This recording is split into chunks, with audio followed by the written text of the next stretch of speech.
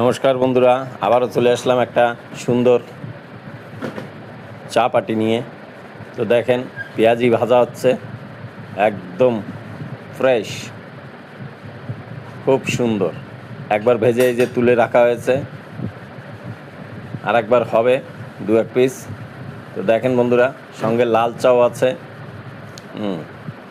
Heavy জমে যাবে একদম আড্ডা। তো বন্ধুরা, চ্যানেলটাকে সাবস্ক্রাইব করছেন না আপনারা? একটা সাবস্ক্রাইব করতে কি যায়? আমি তো নতুন, আমাকে একটু ঠেলে গুটিয়ে উপরে তুলে দিন। আসেন একসঙ্গে বসে চা পেঁয়াজি খাই, আর